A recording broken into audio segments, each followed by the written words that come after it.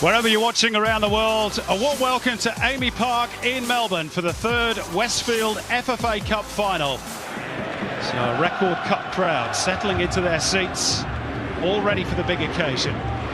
Perfect nights in Melbourne, and the countdown to kick-off is on. And it is Melbourne City in the predominantly white strip that's kick us off, playing from left to right in this first half. On form, Andy Harper, very tough to pick a winner. It certainly is a difficult one to pick. It's a great occasion. It's one that's only going to grow. Just a few years in now, the FFA Cup. It's not going to be long before this is one of the big days on the Australian sports calendar. Melbourne City need to set the scene and go at Sydney FC here tonight. And if they can do that and Sydney FC respond, this is going to be a hell of a match. Oh, Zullo collected late by Luke Bratton, and Matt Simon immediately out of his chair on the substitutes bench, shirt-fronting Bratton, who receives a yellow card. The blue touch paper has been lit well and truly. And you can't help thinking, Andy, that Michael Zullo, who was involved in that first little spat in the opening 30 seconds, might have got a bit of payback there from Luke Bratton. There's a push and shove inside the Sydney half of the pitch. Fernando Brandan has gone down.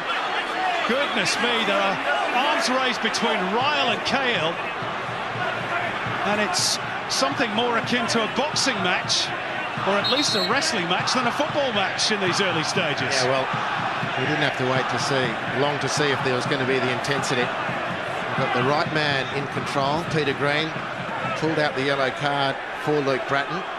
He's about to, I think, administer that. He's already waved the yellow cards. That was instantaneous. So Just making sure he had the right name. Well, Tim Cahill and Sebastian Ryle are still going. Plenty of verbals. Plenty of verbals. There's Ninkovic, none too happy. He drops one on Brandan by the looks of things. And that only further inflamed the situation, really, because Brandan went down as though he'd been poleaxed. We did have a replay of the Bratton tackle from a different angle. It was as much going in to block the clearance as it was to take out Zula. It's Luke Bratton on the near touch line, just in front of the Melbourne City bench. Committed a foul about a minute before then.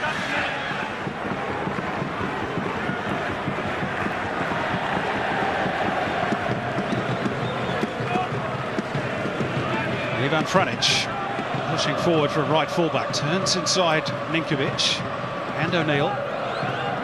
Bratton trying to clip it over the top. It's a clever ball. Kamau trying to race onto the follow-up. There's Josh Brillante again, and that's why Sydney have been so effective defensively this season. When one makes a mistake, there's somebody behind to cover. Well, you get, in that little snapshot, a couple of indications for both teams. Firstly, the penetration and threat of Kamau, the beautiful pass of Bratton to find Kamau, and the outstanding work in coverage of Josh Brillante for Sydney. Palazzo's been taken off corner kick duty. It's going to be Bratton instead, and his delivery, in all honesty, is not much better. Taken throw. Fornaroli across the face. Oh, and Brandan arriving late at the back post. He believes it came off a defender last. Goal kick is the verdict from Peter Green. Well, the Sydney defence was prone. And the Rolly receives the ball and everyone freezes virtually, waiting for the Uruguayan to do something on his own. Well, with that millimetre of space. I don't know why Holosco didn't make a play at the cross to start with. Here's the long throw tactic again from Zullo. Firmly by Franic. Back over his head by Cahill. Back in by Brillante. Brosk onside this time, Alex Brosk! And that's meaningful work at last for Dean Bazanis. Sydney starting to threaten.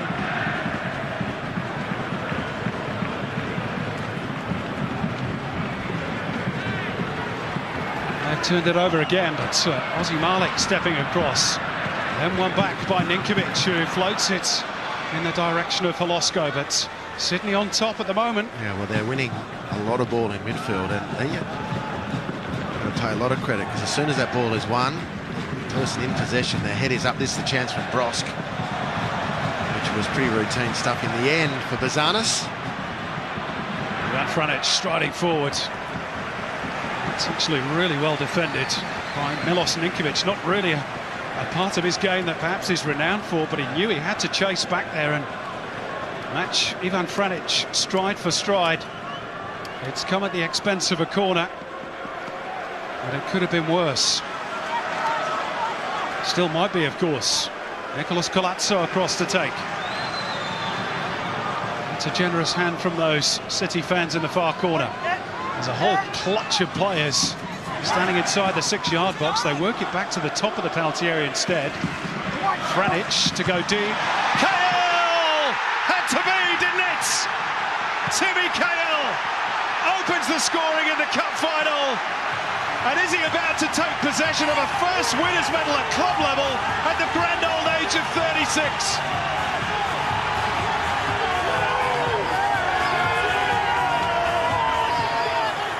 So many times in so many big games.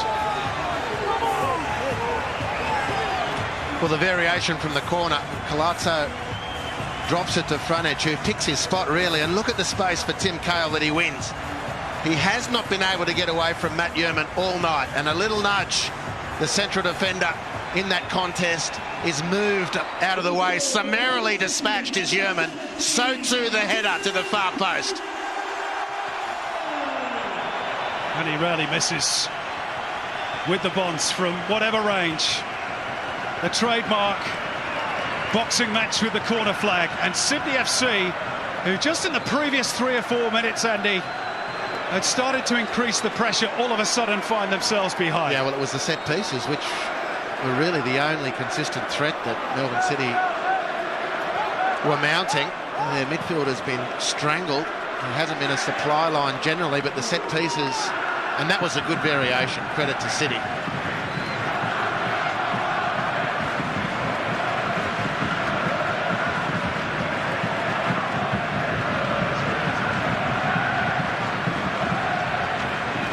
I've just been reminded that it's that combination that we saw at the World Cup in Brazil 2014 against Chile. Franic with the cross, Cahill with the finish. Remarkable.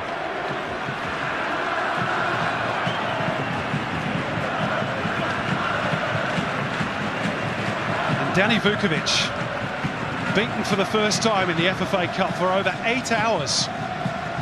The last time he conceded was for Melbourne victory against the Rockdale City Suns back in last year's competition. Big test now for Graham Arnold's team. The first goal has proved decisive in the previous 2 cup finals, although of course victory added a second here last year against Perth. Well, it will help City relax. And let's see if they can do more with the ball now. There's a foul, Brillante and Cahill. And heap more pressure on Sydney FC. Of course, as the contest is unfolding, Simon, and this is the ball from Franic to Cahill. Just expertly done, so routine, so bread and butter for Tim Cahill. And the first person, or one of the first people there to celebrate, Thomas Sorensen, that's instructive. Off the bench. Might have his nose out of joint, having not played since round 1. Tim Cahill might have something else out of joint at the moment after this foul by Josh Brillante, which is pretty agricultural on the replay. It's straight through the back of the player.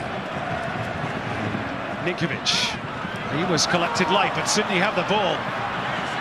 Brosk with Matt Simon on the right. Bobo at the back post, floated in that direction. It's Bobo! Was it over the line? The additional assistant referee said no. Jakobsen with the clearance. And that's why those extra officials are there. Sydney FC, for a moment, thought they'd restored parity. Wonderfully crafted. And Bobo denied by Michael Jakobsen.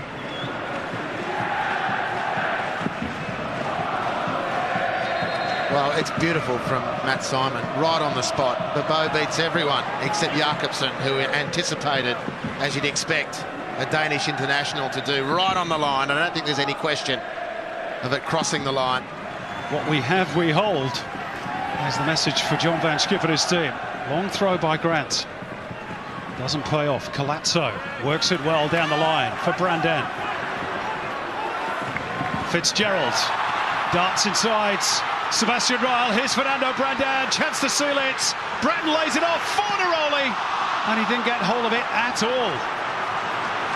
Well, I thought that was the moment on the bench. There were three that might have pulled the trigger in the end. I guess you can understand why you defer to the greatest. Great header by Simon. Alex Bross dragged to ground. Peter Green has a think about it and says nothing doing. Wow, that's a big call. I think there was a foul on Bross there by Malik. The replay will tell us more. Sydney feel hard done by. I can't think that it's not a foul at all. Well, it has to be, doesn't it? It's a clear foul, right on the edge of the box. Big talking point. A bench of Melbourne City preparing to celebrate. Into the box by Sebastian Ryle. Away by Malik. It's desperate stuff from the Sky Blues. They're going to lose a second major final here at Amy Park in the last 3 seasons. Dean Bazanis hangs on to the ball, and 18,000 or so around the ground think that's pretty much that. John Van Schip knows it's not quite.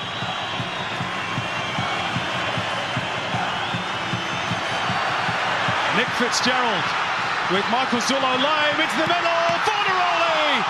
Great save by Vukovic. And thumped forward by Yerman. Is there one last opportunity for Graham Arnold's team?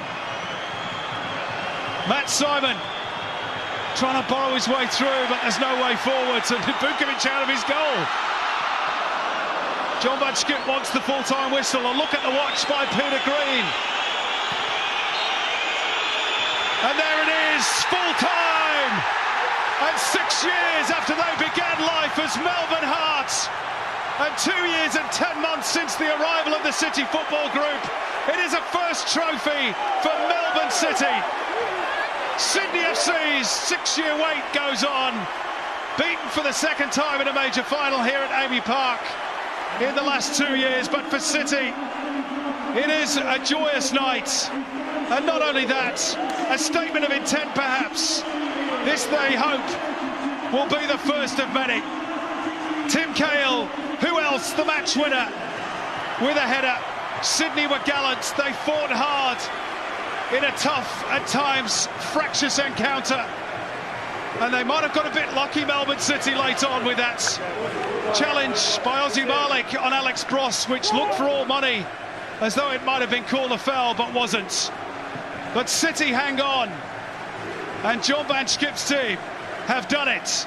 Melbourne City, Westfield FFA Cup winners for 2016. They have defeated Sydney FC by 1-0 here tonight at Amy Park. Thank you, Bruno. I'd now like to invite John Van Schip and Bruno Fornaroli to accept the FFA Cup.